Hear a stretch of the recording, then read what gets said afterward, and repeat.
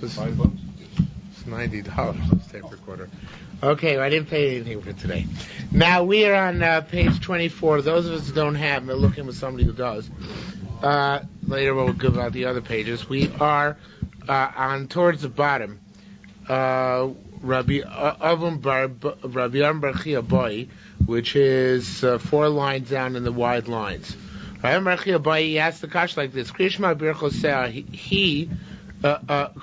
he asked that which it says that if one is silent in the middle of Shema for a certain amount of time, one is not Yotzei the Shema, is that the amount of time to say Kriya Shema or its brachos, or just Kriya Shema by itself?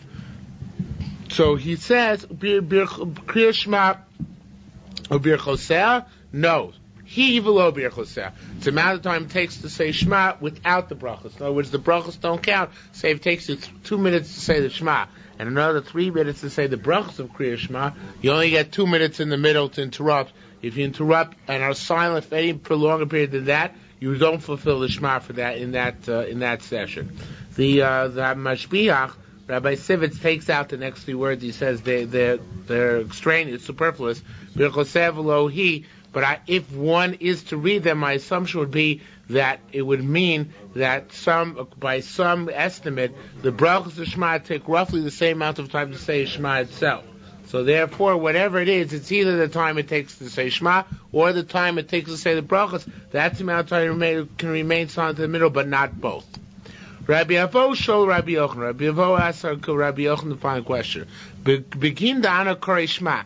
At the time that I read Shema, and I pass through alleyways in which there's excrement and other kind of disgusting stuff, umafsik, so I have to stop saying it when I go through those alleys.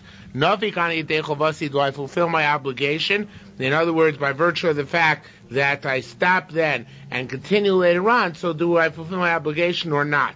So he said to him, Avo b'ni, Avo, my son, if you interrupt enough to read the entire Shema, you do not fulfill your obligation. Again, the same principle, you have to interrupt, you can only remain silent for less than the amount of time it would take you to say the whole Shema. Rabbi Elazar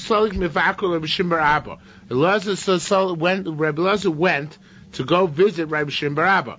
Amar lei, and he said to him, Begin to ana tashish, since I am weak. In other words, Rabbi Shimon bar Abba must have been sick, and that's why Rabbi Elazar went to Mavaker Cholim to go visit him on his sickbed. So he said, I'm weak. Vana kari kol Shema, therefore when I read Shema Misnamne, I fall asleep in the middle. I doze off. Now this probably happens to many of us, a lot of times. Do I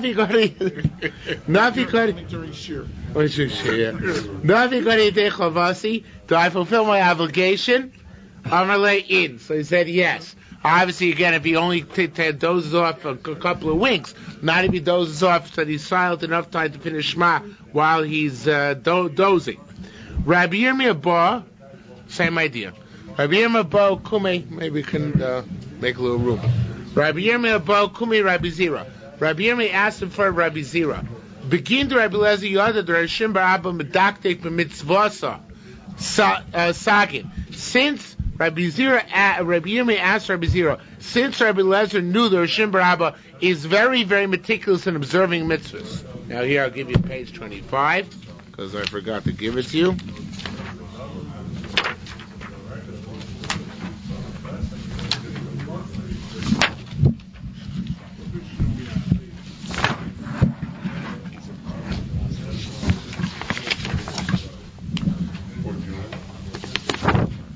I'm short one, I think. I'm short 125. So, okay. So begin. This is Daf Yud Gimel Amud Aleph. So begin since he knew that he knows that Shimon bar Abba is very medaktek and mitzvahs, medaktek b'mitzvahs sagin. Horei did it pass from him that way, taking that into account. Oh, begin to have a tashish horei, or since he was very weak, did he give him a lenient psak, more lenient than one would normally give? In other words, basically, as he's saying, it's a l'chatchila or b'di'evet. Well, you even fall asleep in the middle, and that's okay. Even l'chatchila, that's okay. Or b'di'evet, since he was sick and he was falling asleep, so there's no choice in this matter. Says the Gemara, so he said, no. beferish pligan. This is an explicit machlokes, and Rabbi Lezer, who issued the psak here for Rabbi Shimon bar Abba, Amar Yotza, holds you are Yotzei Shema, even if you fall asleep in the middle, that's even l'chatchila, it's okay. Rabbi Yochanan Amar Lo Yotza, Rabbi Yochanan is the one who says you don't fulfill it if you fall asleep in the middle, be that as it may. So L'maisa and Rabbi Lezer issued the psak for Shimon bar Abba, he wasn't taking into account the fact that he was sick. That is his opinion all over, regardless of the individual we're speaking about. Ma pligan. Now, that which we have this machlokas is only b'kriyas shema. Neishasuya prokim, because it's made up of different paragraphs. So therefore, since it's anyway segmented, if you fall asleep in the middle, it's okay, according to Rabbi Lezer. Avo bahalo v'kriyas Megillah, but by the laning of halo, they aren't segmented. Why they're not segmented? Because all those parts of all those Tehillim are continuous in Sefer Tehillim. Whereas the parashas of Shema are scattered throughout the Torah, the Tehillim which we say in Hallel are all one continuous, are all continuous in the book of Tehillim. And in Kriyas Megillah also, the entire Megillah is one continuous reading. So therefore, after Rabbi Elazar Modeh, even Rabbi Elazar's Modeh, he also concedes the point that in these cases, you have to read the entire thing in one fell swoop. You can't fall asleep in the middle. Tani, we learned, Hashoel b'sholem rabo misha gadol mimenu. If you're in the middle of Shema and you come to greet your Rebbe or somebody who's greater than you, you have permission to do so. From this we conclude, or rather this is support for that which we've learned, that you have to greet people who are greater than you in Torah. V'od, and we know this also mean hadar for the following brayso. The Tanya we learned, kara, if you ripped your garment, it's an interesting case, you ripped your garment because you thought somebody had died. V'chazabah nishman neshama, then he saw the person was really still alive. Literally his neshama came back, but he was still alive. And then he dropped dead again. So you did kriya, but you did it prematurely, right? You ripped your clothing before you had to. If it was immediate, and it's you don't have to rip your clothing over again.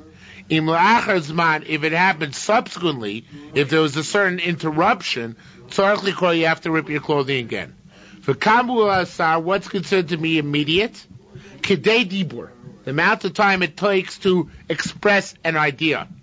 What's the amount of time it takes to express an idea? Rabbi Simon b'Shem Rabbi Shua Levi says, the amount of time it says to greet one's friend, between one person and one's friend. However, that's only one opinion. That's not the opinion we hold of. The opinion we hold of is Abba Bar Brachana b'Shem Rabbi Yochanan says, the amount of time it takes to greet your Rebbe if you are a student. V'yomer lo, and to say to your Rebbe, Shalom Alecho Rabbi, greetings to you, my Rebbe. So here we see that there must be a mitzvah. It must be a good thing to greet your Rebbe. Because Chazal, when they determine what's considered to be immediate, what's considered to be not an interruption, they determine it based on the minimum amount of time necessary to fulfill a verbal mitzvah. What is the minimum amount of time necessary? The amount of time it takes to say Shalom Alecha Rabbi. So this Gemara is a little bit, I believe, in a raya for Rabbeinu Tam. Rabbeinu Tam, in a couple of times, I think it's Rabbeinu Tam, it's a Taisus, a couple places of Shas and Bavli, says that Tokdei Dibur is really Takona D'Rabbanan. It's not a Doraisa. Which is difficult. It's a difficult concept because we even by Doraisas, we say that immediacy is defined by Tokdei Dibur. But here it sounds like it was something which they came up with in order to permit a person indeed to say Shalom Alecha Rabbi, so it sounds like it's a Takana D'Rabbanan here. Okay? Just off the cuff, that's what it seems to be. Says the Gemara, Rabbi Yochanan have a mistamich, Rabbi Yaakov bar Idi. Rabbi Yochanan was leaning on Rabbi Yaakov bar Idi, who was walking him through the streets of Tiberia, where they lived. Rabbi Elazar saw him, who metamri kamoy, and used to hide himself before him. Omar, so he said, Rabbi Yochanan said, Ha tartin mili. Here we have two bad things. Hardin bavlaya ovidbi, which that Babylonian is doing against me. The Israelis were very prejudiced against the Babylonians. Chada, first of all, lo shabashloimim, he doesn't come and greet me. Chada, and furthermore, the law amar shmu asa mishmi, that when he says over stuff, he doesn't say it over my name. Amar lei, so he said, I guess Rabbi Yaakov Bar Idi said to Rabbi Yechanan, so kach inun nihigin kabehen. That's the way the Babylonians are.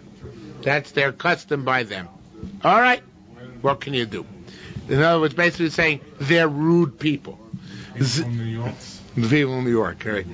Zero. That's funny that they say that about the Babylonians. The Babylonians say that about Zero lo shol b'shlama de Rabbah. Zero also would not, when he saw Rabbah, this is in Bavel, right? This is before Rab Zera went up to Eretz Yisrael. He was student of Rabbah and Chutzlar. It's in Bavel. He would not ask, not greet Rabbah. Dinan Mekaimin, because in Bavel they used to fulfill, and it's possible Yaakov Edi was also saying this. In other words, he's telling over, he's recounting to Rabbi Yochanan, this is the custom not just of Rabbi Elazar, but also of Zera, of Rabbi Zera, who when he saw Rabbah, he wouldn't ask to greet him. Dinan Mekaimin, because they fulfill the pasuk, Ra'uni na'arim v'nechbo. The lads see me and they hide. In other words, the students flee from their rabbeim. They don't give shalom to the rabbeim. Mi malchin chamele chad beis medrash. As they were sitting, as they were walking. As they were walking. So again. I'm pretty sure, I'm positive actually, that until now was all the statement of Yaakov Edi to explain to Rabbi Yochanan that the Babylonians had this custom to hide and not greet the rabbeim. Now, as they were walking, Mimach is like as they were walking, Chamle Chad Beis Medrash. They saw, or he saw, whoever one of them saw, a certain Beis Medrash, I guess, inferior where they're walking. Amar Le, so he said, Hava Rabbi Meir Yosef Dorash. Here Rabbi Meir used to sit and darshan and say shiurim. Vamash Musa min Shmeid Rabbi Shmuel, and he would say over the sugyos statements of Rabbi Shmuel. But he would say over stuff for Rabbi Akiva. He wouldn't say Rabbi Akiva's name. So we see, I guess Rabbi Yaakov is asking Rabbi Yechanan. We see that even among Tanoim, not always did anybody mention everybody's name. And this, by the way, is a picture which came down to the Mishnayos.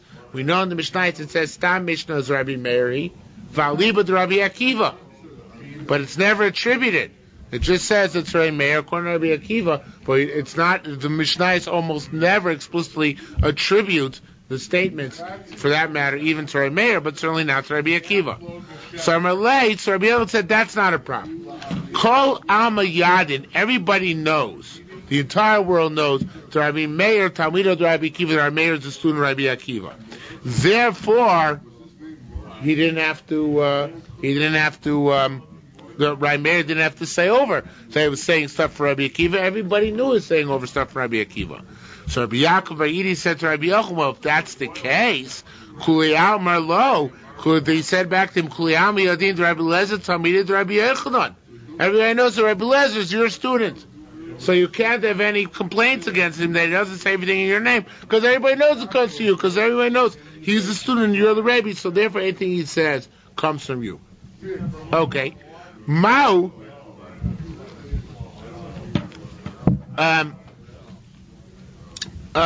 so that again they were still walking down the street, and he said to him, Mao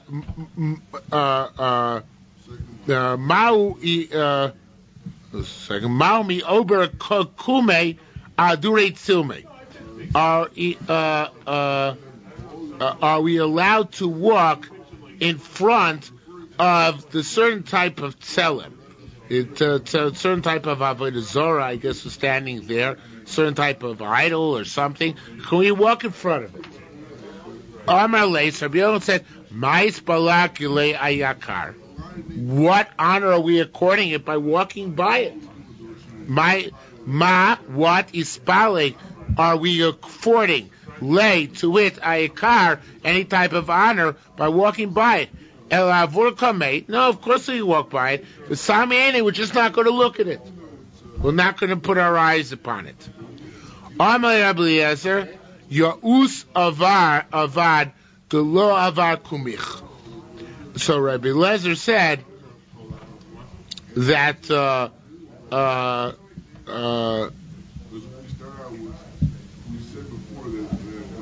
but if that's the case, Rabbi Yaakov is trying to justify the behavior of he's trying to justify the behavior of Rabbi Eliezer. So he's saying that Ya'us Avad, very good. Ya'us Avad, Rabbi Eliezer, Ya'us Avad, Rabbi Eliezer did good. The law of our kumich, he didn't walk in front of you. Now, that's a very strange thing. Take a look here in the Pnei Moshe, how it explains it. The Pnei Moshe says, the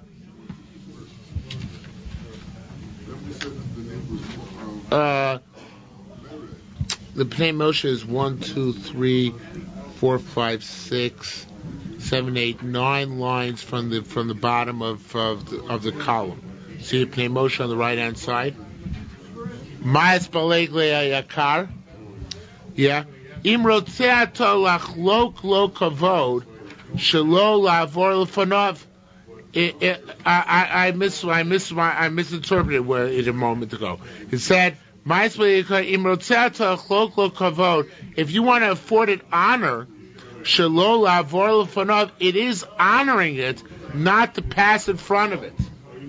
Ela adrab, on the contrary, avor lefanov, pass in front of it, ulisamos einav, and remove your eyes from it. Okay? So, so he's saying again, I misread it when I read it before. What he's saying is, Rabbi Yaakov Reidi asked Rabbi Yochanan, should we walk in front of the avodah zarah, or should we avoid it? So Rabbi Yochanan said not to walk in front of it is give it honor, because it shows you're afraid of it. So therefore, we're going to walk in front of it, and we're just not going to look at it. So now Rabbi Yaakov Reidi says, oh, you know what? Now you can justify Rabbi Eliezer, your student, from the other account. The other thing you were upset at him is that he hid from you, right? And he didn't walk in front of you. Well, you yourself said not to walk in front of the avodah zarah would be a sign of fear and respect, awe and respect. So therefore, we should walk in front of the avodah zarah. Rabbi Eliezer, who wasn't walking in front of you, he was also demonstrating awe and respect by not walking in front of you. Okay, is that clear? That was some. So he said again. He said, you know what? Rabbi Eliezer, Ya'us Avad, Uvar Komich. Rabbi Eliezer did good that he didn't walk in front of you. That's a sign of respect. Amar. So Rabbi Yochanan said, Rabbi Yaakov Beridi, Yodei Atlafayis. Rabbi Yaakov Beridi, you're a good defense lawyer. In order to appease me. In other words, you convinced me that Rabbi Eliezer is a good guy and he's not doing such a terrible thing. To draw an analogy between a Talmud Chacham and a piece of avodah zarah, even though it's two different things, it's true, but it demonstrates awe. In other words, we see the concept of awe is to hide when you see somebody. I was once standing outside Lahavdil. Actually, it's not Lahavdil from Rabbi Yochanan, but Lahavdil from the avodah zarah was standing outside 770 when the Lubavitch Rebbe is about to come out. So everybody's lining the walk. And all of a sudden, when the Lubavitch Rebbe is about to come out, they all ran away. I couldn't figure it out. They're all waiting to see him. And when he comes out of the building, they start all running away. All right, kasha and amaisa. But you see that the awe is when you see somebody respectful to go start running away and kind of like pushing back. And that's what Rabbi Lesser was doing. Yeah. From Berachos. Yeah. When they hid from Hashem because they were afraid of Hashem. That's right. That's a sign of awe and respect. Okay, it says Gemara, Rabbi Yochanan boyd yemu shmai means shmei. Rabbi Yochanan wanted people to say over halachas in his name. Af David bikesh oleh rachamim, and David also asked for mercy. In other words, he asked Hashem for this favor that they asked Hashem for this favor that the people should say over in his name. They should say over halachas, right, after he's dead. Where did he say this? Agurcha bolech olami. He said, I should live in your tents forever. So Kasha is, nobody lives forever. What does it mean I should live in your tents forever? So the answer is, he was saying that people should say over his name in the base medrash, and that's as if he's immortal. Right? Pinchas Rabbi Yerushalmi Rabbi Yochanan. Okay, here the Gemara explains. Pinchas Rabbi Yerushalmi said, name Rabbi Yochanan. Allah al da leiv David shuchai lo'olam. Did David think he's going to live forever? Nobody lives forever. Elamar David rather said, Ezke may I merit sheyu dvorai ne'emori mal shmi, that my word should be said over in my name, but batik nesios, batik midrashos, and shuls, and in batik medrash. Mahanile, and it worked, right? Because people say over things that people speak about David all the time. Levi bar Nazir Amar, Kol Omer Shmuel b'Shem Omra. Anybody, Levi bar Nazir said, anybody who says over a statement in the name of the person who originally said it, Sifzoisov Rochashos Imo Bekever. His lips mumbled together at that time in the grave. Matam, what's the pasuk which teaches us this? Dovei Sifsei Yishenim. Hashem causes the lips of those who are slumbering to move, like a mound of grapes, which quivers. Shuzav me'elav, it should be like zaz. It moves on its own when you touch it a little bit, so it starts quivering all over. So it's contradicting the previous Gemara. We said that Rabbi Akiva didn't say over the words in the Torah. You don't have to say it. If it's named your Rebbe, so it's assumed that it's your Rebbe. They knew that. But any other time you have to say over, right? So that was for somebody that just knew how to learn, right? What? That's just for somebody that knows how to learn, No, it's for anybody who you learn from. Oh. Anybody you learn from. I translate something a bit wrong. I apologize. Dovev is being translated as flows. Zav is flows. So like when you have a mound of grapes, the wine starts flowing on its own. So too, when you say over something in somebody else's name, it's as if it starts still flowing out of the mouth of the person who was deceased. Okay, Rabbi Chanina bar Papa Rabbi Simon, Charamar Kohodin, it's one said it's like Kohodin the Shate Kunditon, like those who drink spicy wine. The Charonam, and another one said it's Kohodin the Shase Chamaratik, like somebody who drinks old wine. The same idea. Both mean Avagavdu Shasile, even though he already drank it and he's finished drinking it, Petime Befume, it has a pleasant aftertaste. So too, if somebody is being quoted, even if they're no longer alive, they're still lingering in the palates of the people who are learning Torah. Period. Ein dor shein bo leitzonim. There's no generation which there are no scoffers. Mayu Pritzia Dorosin, what would the outlaws, the bandits of the generation do in the generation of David? They would go to David's windows. They'd say to him, David, when is the Beis HaMikdash going to be built? When are we going to go to the house of God? Right? In other words, you're not able to build it. We know Hashem doesn't let you. Ha ha. Vuomer, he would say,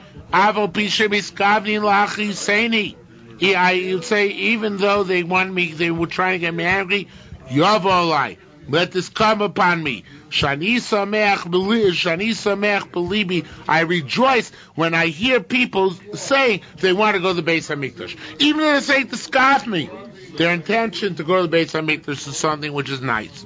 Right? Shani samech belibi samachti b'romili. I rejoice in their hearts that they b'romili Beis Hashem Nelech. When they say that we want to go to the house of God. It will come to pass that your days will be filled. Amar Rabbi Shmuel bar Nachmani, Amar Kodesh Baruch Hu David, as Kodesh Baruch Hu said to David, David, Yomim Meleim Ani Mone Lecha. I'm going to count your days as if they're whole, right? And Yomim Ani Mone Lecha Yomim Chaserim. I'm not going to count your days as if they're lacking anything. Klum Shlomo Bincha Baina Beis HaMikdash. What is Shlomo, your son, going to do in Billy Beis HaMikdash? Lo akibar karbanos is not to sacrifice sacrifices. Chaviv alai mishpat utzedakah sha'ata oseh. More precious before me is the judgment and charity which you do. Ayosim in our karbanos, more than karbanos. Umatam, what's supposed to teach us this? Us tzedakah mishpat, to do charity and justice. Nivchar lo Hashem mizevach. Hashem prefers that over a korban. So Hashem says to David, over a korban. So Hashem says to David, don't worry, I prefer your service to me with charity and with justice over what Shlomo, your son, is going to do for me. I'll take that any time, and therefore I'm not going to shorten your reign in order to get Shlomo HaMelech to be king and build the Beis HaMikdash more quickly. Okay, let me give out you Gimel Amud Beis. That's a common theme in Navi. Right. He had it in this week's Haftorah. Hachevitz LaHashem Olus Zvachim Kishma B'Kol Hashem. That's right. Same idea. Okay. Now we're coming up to Gimel Beis. Not yet. A couple more lines. Yes. What? I'm short one tonight. Okay. Says the Gemara. Piska. Now we're coming back to our Mishnah. It said in our Mishnah, and you asked me about this before. When you get to between the paragraphs of Shema, you can ask if you have a question of kavod, right? Umeshiv, and you can respond, but it doesn't say when you can respond. Now, this is a statement made by. You don't have the Mishnah. Those who have 23, Yud Beis Amarav still have it. But in the Mishnah it said that Rav Meir said beprokim, between the paragraphs Sholem Ibnei HaKavod, you can ask somebody, you can greet somebody else because of honor, if you honor them. Umeshiv, and can respond. To who can you respond? The Mishnah didn't say. Doesn't say in the Mishnah. So it says the Gemara, Mipnei Ma'u Meshiv. To whom are you responding? Mipnei Ayira, to somebody you're afraid of, or Mipnei HaKavod, to somebody who you want to honor. Who are you responding to? That's the question. Who are you responding to? Nishmini min Ado. Let's learn it out from Rabbi Yehuda's statement. Rabbi Yehuda is the one who argues on Rabbi Meir. Let's learn out from Rabbi Yehuda. Uva emtza shom Mipnei Ayira, and there's a typo here in the Yerushalmi. Should be Divrei Rabbi Yehuda. The Mashbiach points that out. Should be, instead of Divrei Rabbi Meir, it should be Divrei Rabbi Yehuda. You see that? There's so many typos in Yerushalmi. It's poorly edited. It's not like the Bavli. Not as many people learned it, so therefore it wasn't edited as well. Divrei Rabbi Yehuda it should be. Don't make a mistake. Don't make an emendation in the text. But you can make a star on the side. Not supposed to ever amend text. Lest maybe someday it comes out the Mashbiach is wrong. We don't know. This is his theory, right? But in the Mishnah it said, U'ba'emtza shol mipnei ayira, it said, by Rabbi Yehuda it said, Ba'emtza shol mipnei ayira, u'meshiv mipnei hakavod. That's attributed to Rabbi Yehuda in our Mishnah, right? It said, B'emtza shol mipnei ayira, u'meshiv mipnei hakavod. And then it went on to say, let me translate that before I go on to the other part of Rabbi Yehuda's statement. The first part of his statement is that if you're in the middle of a paragraph, you can greet somebody if you're afraid of them, and respond to somebody if you want to honor them. If you're between paragraphs, you can greet somebody if you want to honor them, and you can respond to anybody.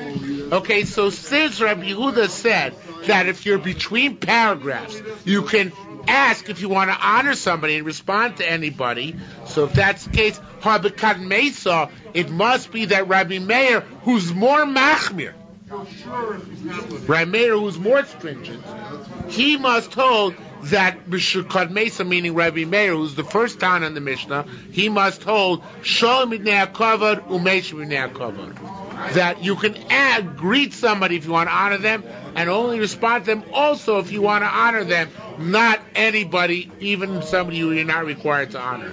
Again, Rabbi Meir must be a level above Rabbi Yehuda, because we see his entire attitude is to be more machmir than Rabbi Yehuda. So Rabbi Yehuda said you can shoel mipnei hakavod, you can greet somebody you want to honor. Umesh kodim, you respond to anybody, must be Rabbi Meir is a notch above that. It must be that he holds shoel and meshiv only to somebody you want to honor, not to somebody, not to anybody. And the next case will be the same. It says, Rabbi Meir also said, Uva'em to shoel mipnei hayiro meshiv divrei Rabbi Meir. In the middle of the paragraph, you can add greet somebody who you're in awe of, and it can respond.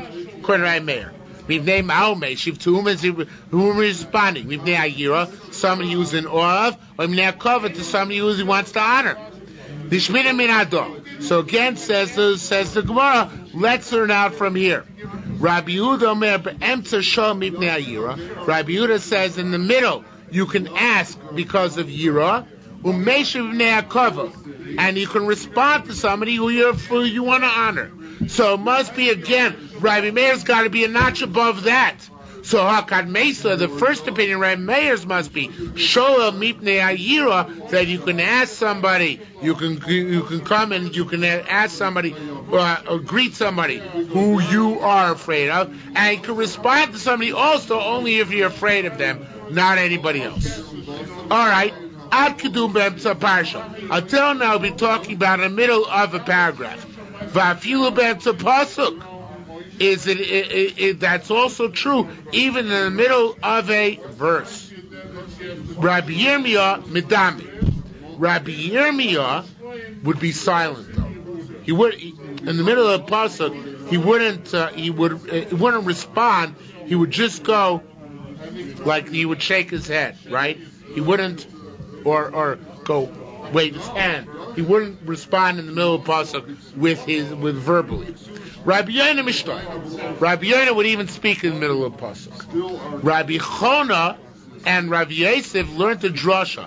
V'dibarta bam, you should speak in them. Mikan sheyesh l'chol reshus l'daber bam. Now, literally it means you should speak words of Torah. But he dashed the pasuk like this. It says you should speak in them. It means in the middle of Shema you're allowed to shmooze. You're allowed to speak. Not anything. But if you have somebody you respect or somebody you fear, you're allowed to speak in the middle. So, Lamaisa, our meeting nowadays is not to stop in the middle of Shema for anything. We don't stop. We might nod or go like this, but we don't speak in the middle of Shema because it's the middle of the type of unless obviously in a state where the person who's threatening you, some way, shape, or form, we don't stop it anymore. Okay. New Mishnah, Halacha Beis. It's not from here. No, that's just the way the halacha is developed. This is between paragraphs. Between the first bracha and the second bracha. Between the second bracha and Shema.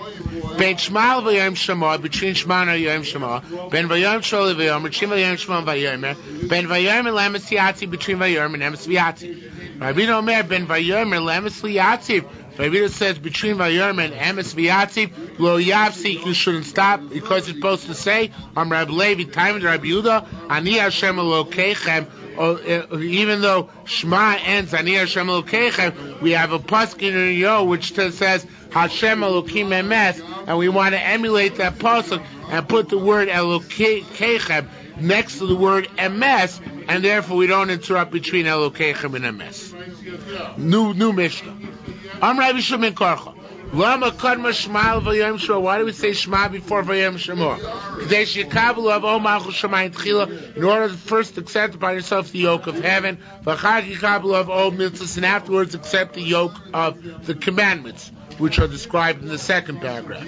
Why does v'Yom Shema come before Vayomer, before Tzitzis? Shevayom Shema noi b'Yom u'Valayla. The Yom Shema applies both during the day and at night, because mitzvahs apply both in day and at night. Vayomer only applies during the day, because tzitzis is only during the day. Rabbi Chia b'shem Rabbi Yochanan. Rabbi Chia said name Rabbi Yochanan. Matam Omru, why they say Adam Levish tefillin? A person first put on his tefillin, then Kari Shema, then read the Shema with spell, and then daven. K'dei shekabel of Malchus Shamayim Tchila. In order to first accept upon yourself literally the yoke of heaven by putting on tefillin, which represent God's mastery over a human being. Misholim, in a complete way. Rav Amar, Korei Shema, Rav has an opinion, very fascinating opinion. We don't do this, of course, nowadays. Rav says, first you read Shema, then Lovish is tefillin, then you put in tefillin after Shema, and then Mispalo. And then you daven Shmoneh Esrei afterwards. Archaic minhag. Nobody does that anymore. Masnisa Rav Pligolov. The following brisa argues with Rav. What's the brisa? You're dealing with burying a dead body. And the time has come now to read Shema. You don't say the Shema in the presence of the dead body.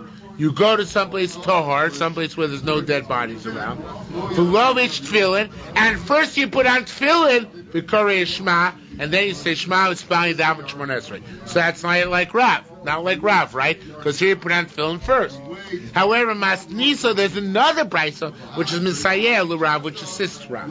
What's that? Lo shodam yikabel malchus shamayim tchila v'achar yikabel all mitzvos. It's this price is like a rhetorical question.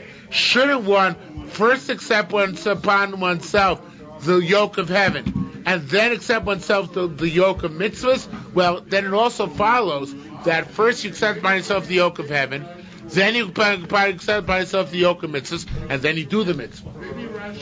So when should you put on tefillin? After you accepted the yoke of the burden upon your shoulders, actually put the literal mitzvah upon your shoulders. So the sequence should be, no, he's saying the other way. He's saying, he's looking at tefillin as a practical mitzvah. And therefore, as a practical mitzvah, it should follow the acceptance of the theoretical, concept of mitzvahs. So therefore, according to this brisa, it's Shema, or Yoim Shema, then tefillin, and then Shmoneh Esrei. I don't like it. Well, you don't have to like it. It's an opinion. It's Rav's opinion. I thought the halacha is that it's not the final you're supposed to say Shema. We don't pass What? It's not the final word. Right, because we don't pass like Rav. Right. We don't pass it, but Rav's opinion was an opinion. And this hurry when they put on the Rebbeinu Tam, don't they say Shema again? They say Shema again, yeah. Okay, let's give out Yudalad Amud Aleph.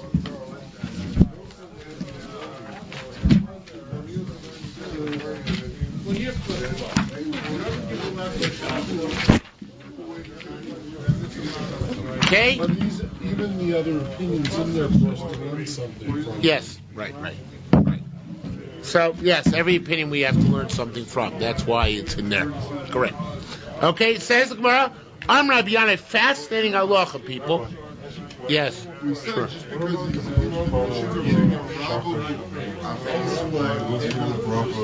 Well, we don't have to put on tefillin before that.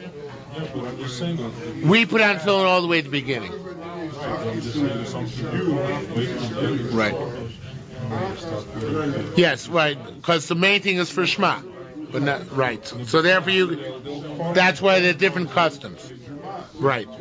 Yeah, different customs, and I guess one could say that maybe that's why they wait till after the first Shema, which they say in Korbanos, in order to fulfill the custom of Rav. Cute, not bad. I like that smart. In other words, there's certain Sidurim in which Hanochas Tefillin, the Yekesh Sidurim among them, in which Hanochas Tefillin is printed after the Shema, which appears in Korbanos. Right? So in that case, it could be that the reason why they have such a minhag is in order to fulfill Rav. Right? Because that way, first you're saying Shema, one of the Shmas, and then you're putting on tefillin, and then you have your tefillin on for the other Shema. So you fulfill both Rav and Rabbi Yochanan. It's a very good svara. Shkoyach. Okay? Now, fasting Gemara. Rabbi Yana said, we're in the second to last line, and Yud Gimel on base, tefillin tzrichim guf naki. Tefillin need a clean body. Now that, in the Bavli, guf naki means you can't have digestive problems. If you have some stomach ailment that day, you can't put on tefillin. That's what it means in the Bavli. Here it means you got to be a righteous person. And in fact, there was a time during the medieval times when a lot of people didn't put on tefillin. A lot of frum Jews didn't put on tefillin because they felt they weren't righteous enough. And there's this Yerushalmi. If that's the case, whenever we see someone tefillin, why don't we assume he's a righteous person? If they're Ramai, because there are a lot of charlatans. But hypothetically, anybody who puts that tefillin should be a righteous person. Can't you say the other way around? Putting on tefillin will make you... Yeah, the leadership shot. Yerushalmi doesn't know that. Who's that? Yeah. In Eretz Yisrael, I have to put on tefillin or not? So you have to what? I have to put on tefillin. No, here it says they didn't. Here it says that if you're not righteous, you shouldn't put. In Babel, In Babel, they explain guf naki means as long as you have a clean body. Here they in Eretz Yisrael physically. In Eretz Yisrael, they explain it meant that you have to have a clean soul. You have to be a spiritual person. Uvda v'chad barnash is a case of a certain individual, Dafki Gabi Chavrei, who gave an object of safekeeping to his friend because he trusted him because he wore tefillin all the time. The Kafar Bayan, the friend, was one of those charlatans. When he denied that he ever got the deposit, Amar Lei, so he said, Lo himnis loch. Lo lochimnis. I didn't believe you. I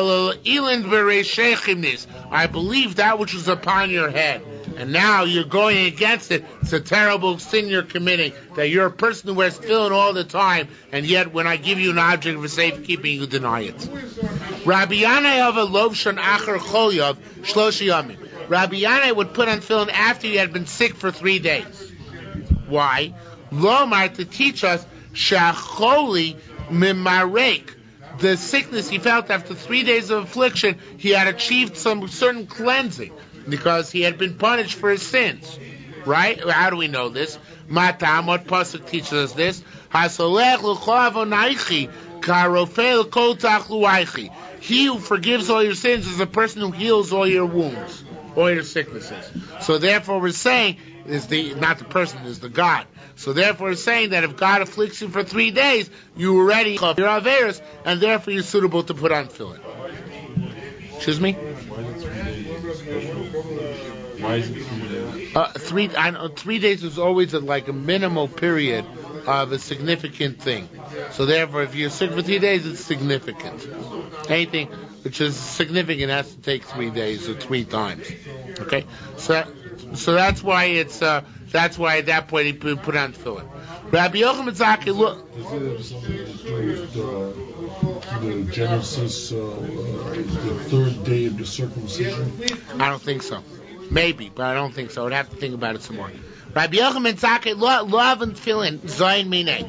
Rabbi Yochanan Zaki, tefillin would never leave him. Talmid of Achrav, and so to Rabbi Elazar's Talmud. And remember him, he's the one who hid from his Rebbe. So he also had the same minhag. Rabbi Yochanan, B'sitva, Da'ava Chazik, Reishei. Rabbi Yochanan, well actually this is a different Rabbi Elazar, I apologize. This is Rabbi Yochanan Zakir. This is Rabbi Elazar ben Horknus, this is Talmud. Not Rabbi Elazar, the student of Rabbi Yochanan. My mistake, sorry. Rabbi Yochanan, B'sitva, Da'ava Chazik Reishei. Rabbi Yochanan in the fall, when his head was strong. In other words, when he wasn't so hot. Have a lavish tarveon. He wear both the tefillin shel yad and the tefillin shel rosh. Bekaita the lava chazik reishay. In the summer, when his head was not so strong, in other words, he got hot very easily. Lava lavish ela dadrei. He would only wear the tefillin shel yad, right? Because the tefillin shel rosh would make him sweaty. So if he would wear them during davening, probably, but he wouldn't wear them the rest of the day. Okay. By the way, that's that which it says here, that they used to not wear tefillin if they weren't righteous. It's possible, and this is the way the Rishonim used to fight the common belief at the time of the medieval period. They used to say, that which you're not supposed to wear tefillin if you're not righteous is the whole day. But for davening, you should wear them, right? That's the whole day you shouldn't walk around tefillin. But for davening, you're allowed to wear them. Yeah, that's small tefillin. No, they're much bigger tefillin actually. I take that back. Our tefillin are generally smaller than the old tefillin because we have the technology to make smaller tefillin. They have large ones. Some of them they have large. Yeah, a lot of them have larger tefillin. It's possible. It's not recorded here. You might know more than I do in that respect. No, you might be right. Now, the next line, again, the Mefarshim say, here's a typo too. The next line is out of place. Comes out of left field, and Ataka belongs in left field. It's supposed to be a couple lines later. I'll bring it in when it's supposed to be brought in. And also this one. It's out of place. So this is where it's what really we're trying to say is that Rabbi Yochanan, when he used to go into the bathhouse, he used to take off his tefillin. But only when he used to get inside the bathhouse. Okay? Karava maz azil masche, and this is where it starts off. Karava azil masche, when Rabbi Yochanan used to go to the bath, literally to swim. How came and show you lyrin. Once you get to the place where the attendants were, which is in the inner rooms of the bathhouse, hayachotza. He would take them off. So the question is, wait a minute, he's already undressed. Now let's go back. He's walking around naked already. How's that tefillin? So it says, no, till that point, till he got to the attendants, he was wearing some sort of garment, simple undergarment, which covered all the vital parts. So therefore he was allowed still to wear tefillin at that stage. So says the Gemara, when he used to came out, Yitzchak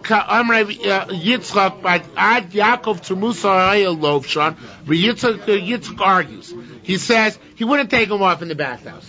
He took him off at a house right next to the bathhouse, which is the house of a certain person called Yaakov Tar Musura. In his house, he would take off his tefillin. And when he used to come out of the bath, they were given to him in the house of Yaakov Tar Musura. When they used to bring in tefillin, he would say over the following Torah. There were two wooden boxes which the Jews took around in the desert. The Aron, the ark of the life force of the worlds of Hashem, which had the Luchos, and the Aron, which had the remains of Yosef. And the Goyim would say, what are these two boxes? And the Jews would respond, this is the coffin of Yosef. And together with it is the box which contains the tablets of the life giver of the worlds. So the Jews would make fun of the Goyim would make fun of the Jews. They'd say, how can you have the coffin of a dead body, Lios Malach, going together with the box of the life force of the worlds? For you, and the Jews will respond,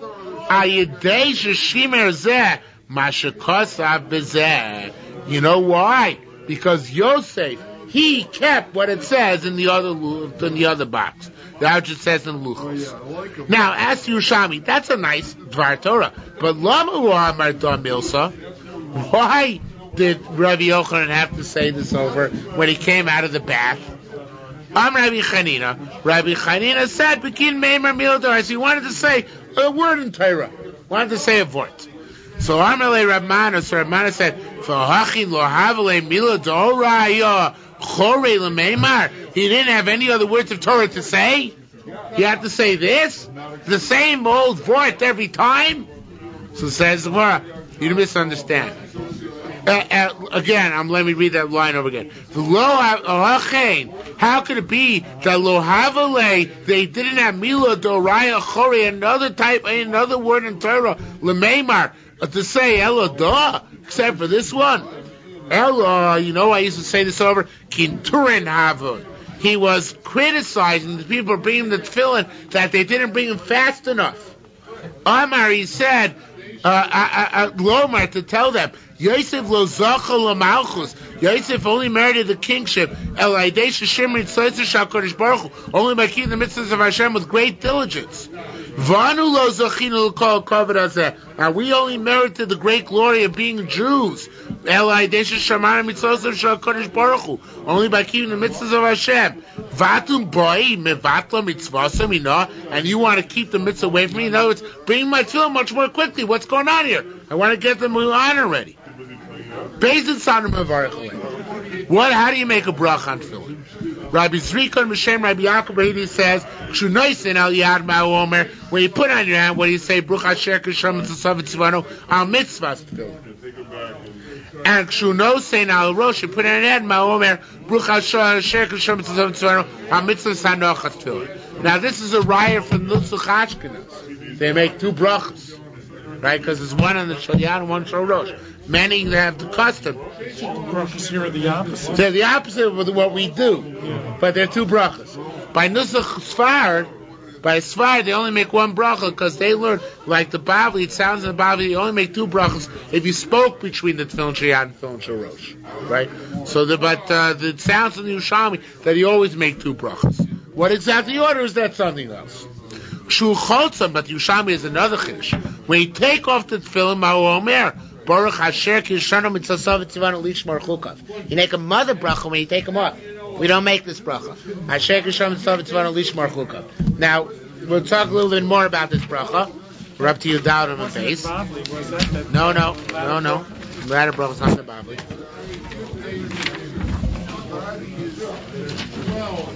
I should have had another one. Does anybody have two?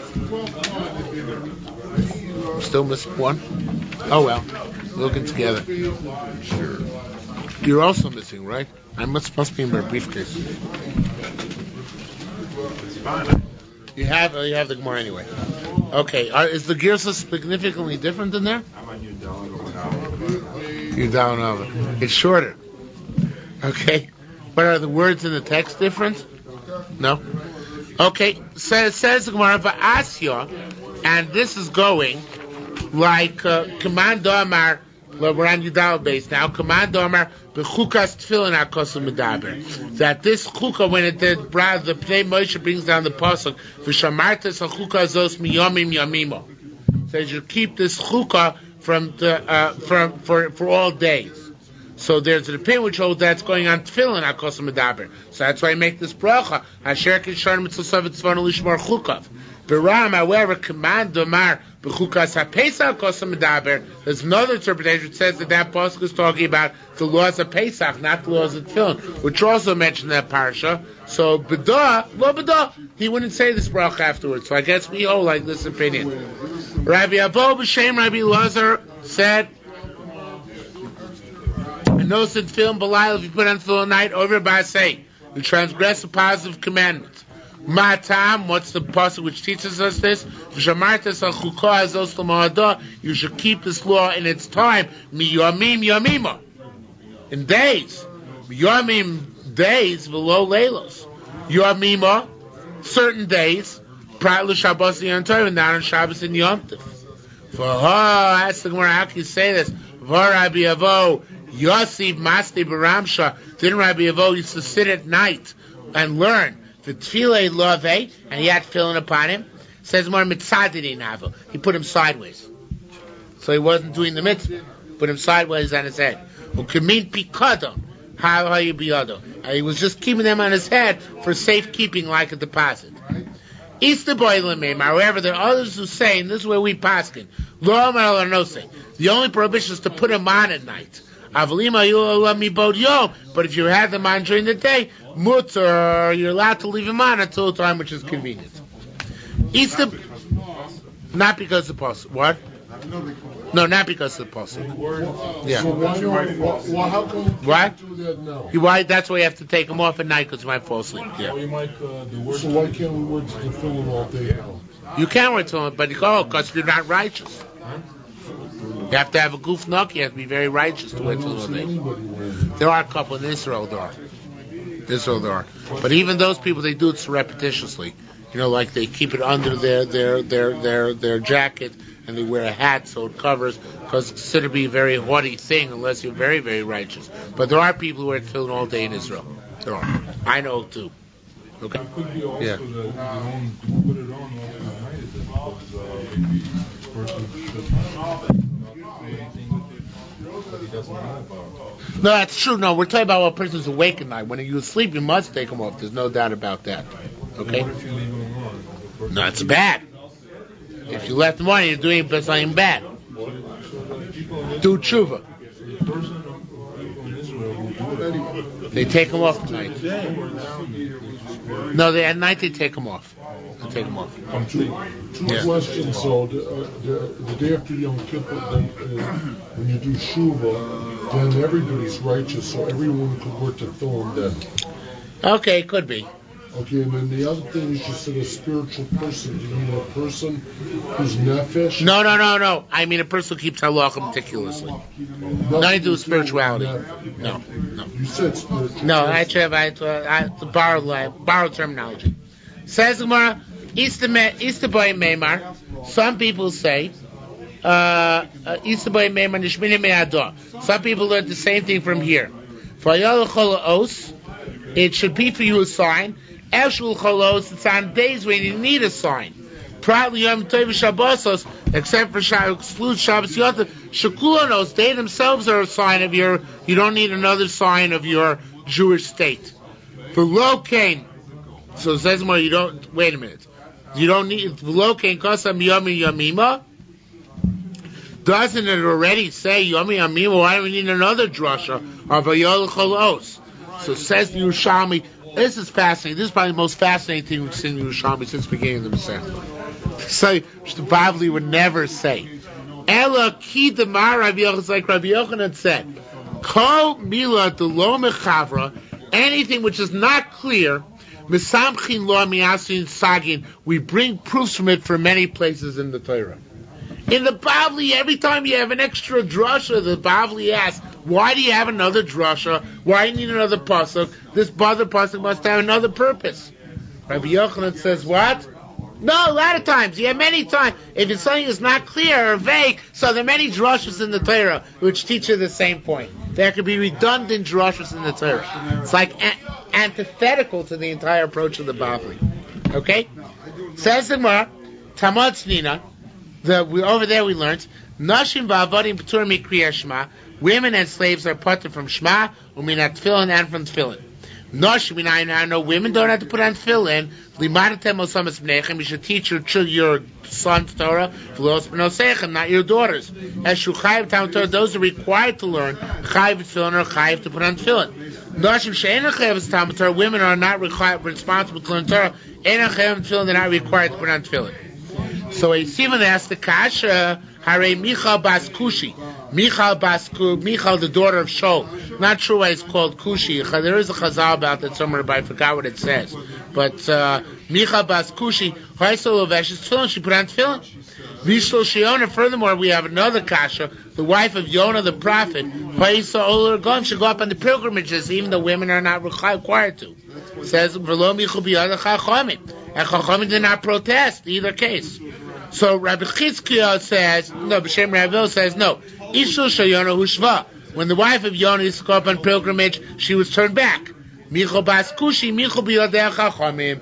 And Chachamim did protest that Michal Bas Kushi put on tefillin. So according to his understanding, it's not a kasha. They Taka did protest. It's a question of history, and the Yerushalmi leaves it as a question. Tani, we learned, Hanich, that's the base on Merchatz. Somebody goes into a bathhouse. If it's a place where people are all standing, dressed, in other words, the outer chamber, you can read Shema there. You can wear your tefillin. And of course, you can say Shalom Aleichem there. No Saint tefillin, you can put on your tefillin in that room. It goes without saying you don't have to take them off. In the inner chamber of the bathhouse, where most people are naked, because Shalom Aleichem is the name of God, right? It goes without saying you're not allowed to say Shema there or to daven. Before also, it should have said mikro tefillah, not mikro tefillin, right? You're not allowed to say Shema, you're not allowed to daven. You must take off your tefillin when you're in that room. It goes without saying now to put them on. What about the middle chamber? Where mitzvahs in a room, some people are standing naked, mitzvahs some people are standing dressed. So there, yesham shel shalom. You could say shalom aleichem there. However, ein shalom lo mikra lo tefillah, you can't learn, or you can't read Shema or daven there. Why? Because you can't learn, you can't say Shema or daven in the presence of people who are naked. However, ein ochot tefillin, which is not an act of learning or an act of davening, but just wearing the tefillin, you don't have to take them off if you have them on, v'eino nosing, but you don't put them on there. Avleino lovshon, and you don't put them on until you leave that entire area of that bathhouse. That means that if you have your tefillin off in the inner room, and you're not supposed to put them on then, so once you're not supposed to put them on, we don't say the moment you get to the outer chamber, put them on. No, wait till you leave the entire bathhouse before you put on your tefillin. If you had them on and you came in, so you can leave them on even if you're in the middle chamber. But if you took them off already, don't put them on in the bathhouse. Put them on when you get completely outside the bathhouse. And then Mord's going to bring down, I didn't photocopy page, Tetzvav Amanal, Mord's going to bring a riot from the case of Rabbi Yochanan. Rabbi Yochanan, we learned before, only put on his tefillin when he got to the house of Yaakov to Masah, which is outside the entire bathhouse. So once you take them off, you don't have to take them off until you're in the middle chamber, before you get to the inner chamber. Once you take them off, wait to put them back on until you get outside the entire bathhouse. We'll stop here for this evening. Yes.